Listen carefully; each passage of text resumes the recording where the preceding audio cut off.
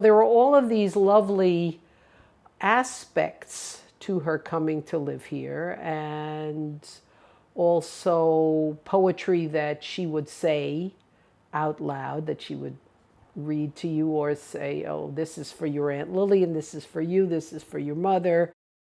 She would say poetry to me over and over.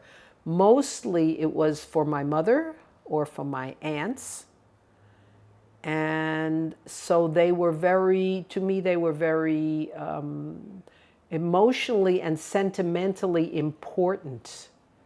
I don't think I was aware of the significance.